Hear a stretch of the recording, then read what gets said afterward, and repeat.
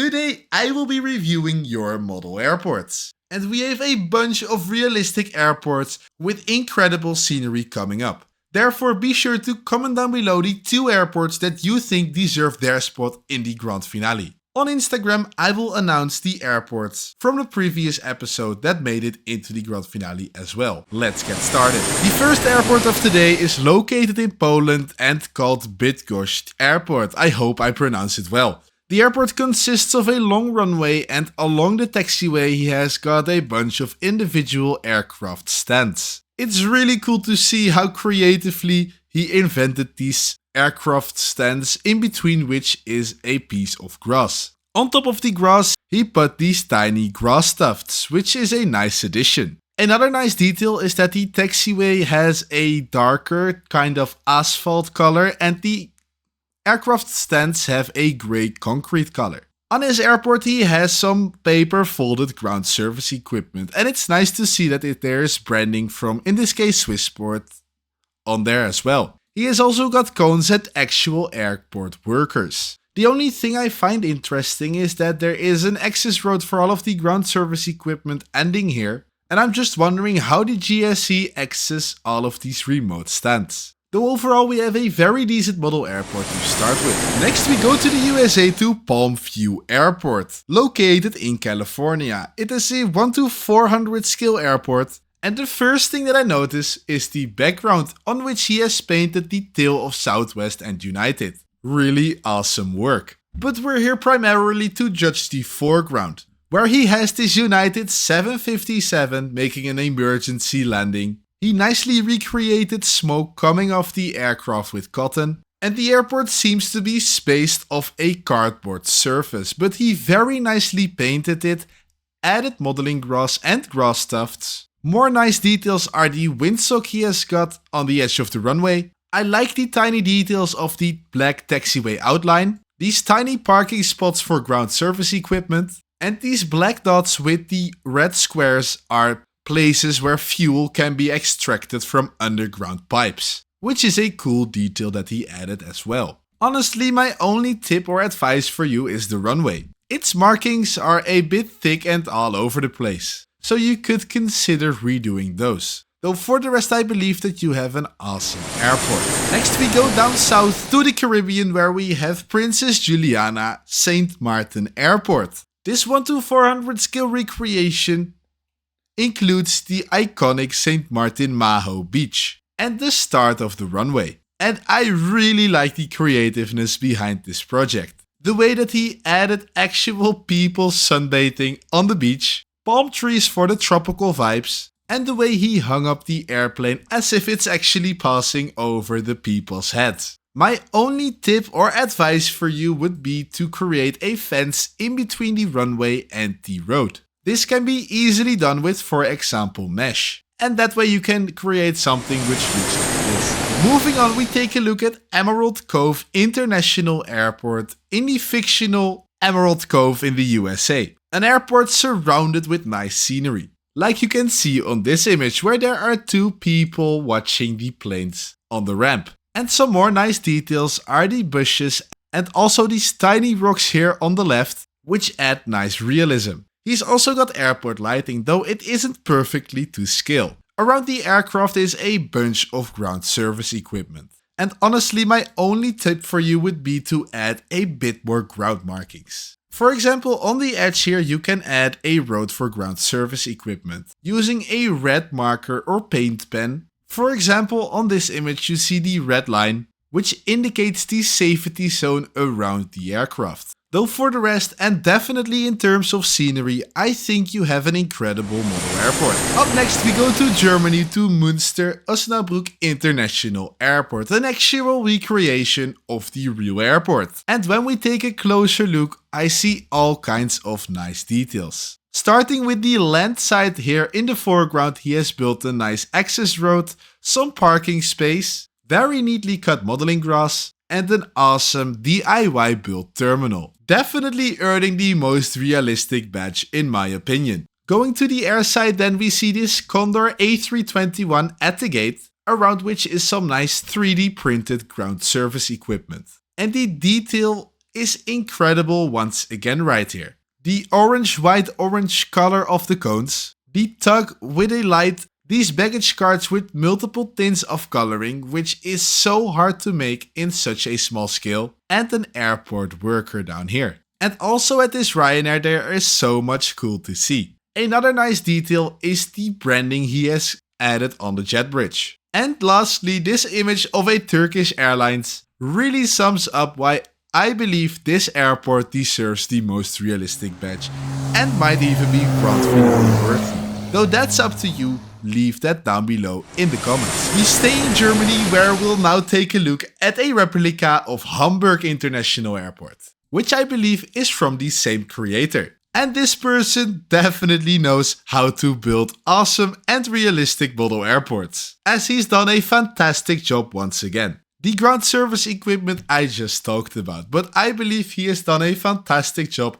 at placing it here once again. Taking a closer look at the ground markings now, we see that he didn't miss a single detail and that he very neatly drew all the ground markings. Really, if you're wondering what can I add to my airport, how can I add more realism, or how can I perfect, for example, ground markings, be sure to take a close look here and take inspiration from it, because this is how it should be. For me, this could very well be once again a great contender for the grand finale. Though once again that is up to you down in the comments, as it really amazes me how much detail you can put in a few remote stands. And we stay in Germany, and this is the same creator once again who built Rhina International Airport. This is his first airport that he built, and it isn't based off of a real world airport, though he has done a fantastic job once again. And I already talked about the ground markings, about all of the ground service equipment and the placing of it.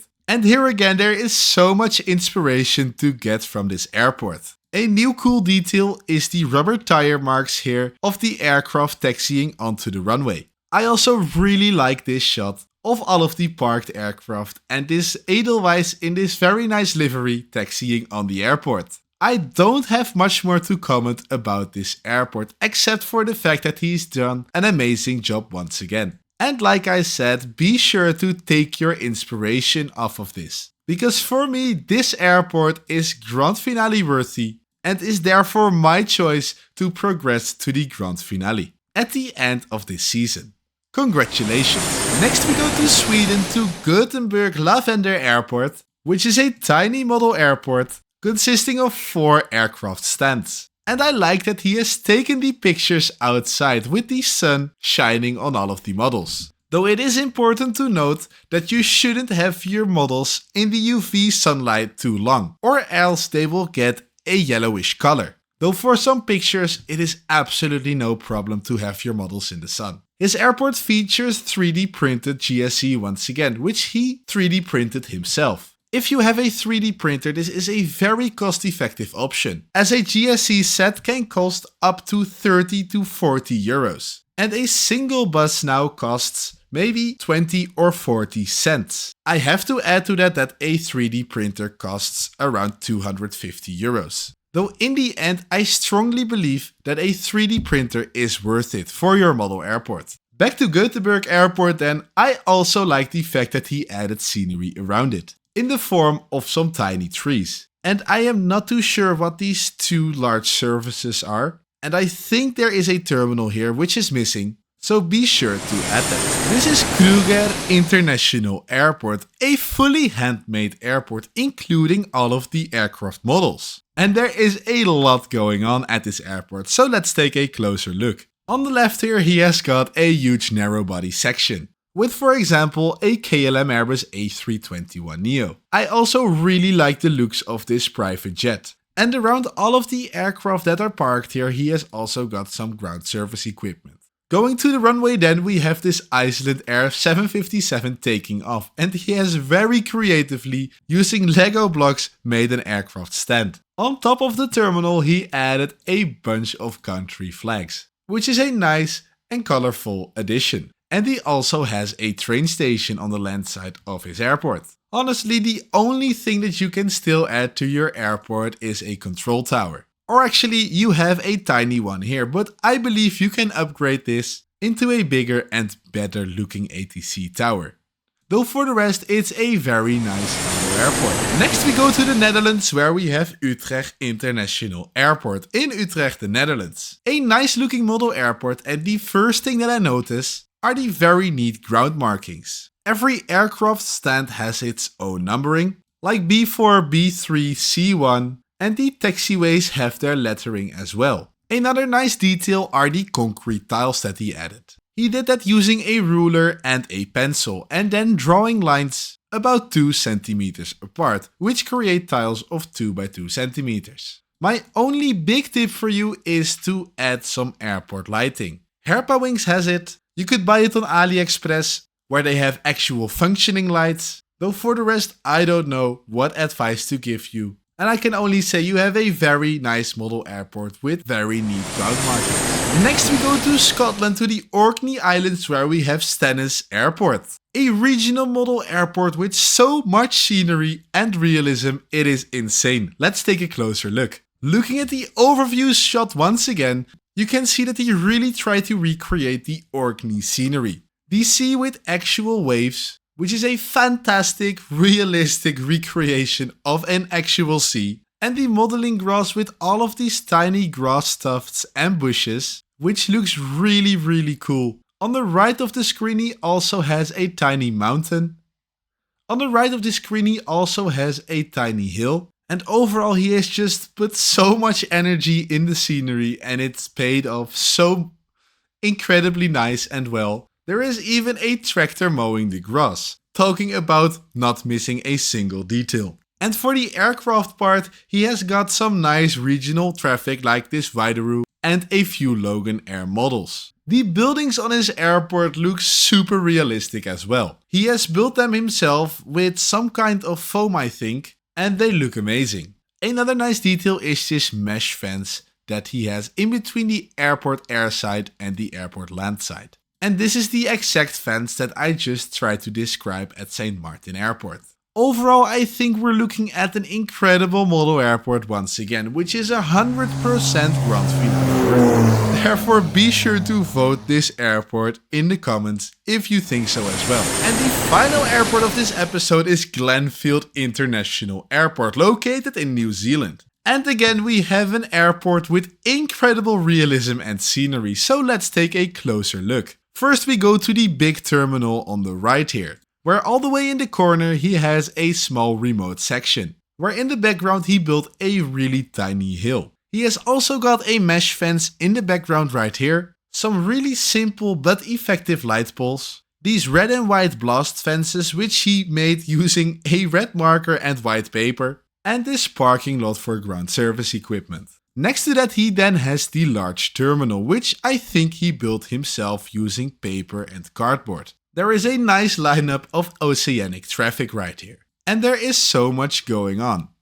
I see actual passengers boarding this Jetstar A320. And overall there is a bunch of ground service equipment driving around. The ground markings look really neat, with a nice detail being the gate numbers on the ground. Moving on then, we have a Star Alliance Air New Zealand A321neo holding short in front of the runway. And here again we have a bunch of scenery to talk about, starting with this I Love New Zealand board. In the background he has some very nice looking trees. And what I also really much like are the clouds that he has on display on the background. Finally, moving to the other side of the airport, where I think he's got a small cargo section. And even though this model isn't in the best state anymore, the scenery around it makes me forget it. As he has got a highway with a bunch of traffic and signs, and instead of a mesh fence, he has this pile of rocks in between the airport landside and airside. And also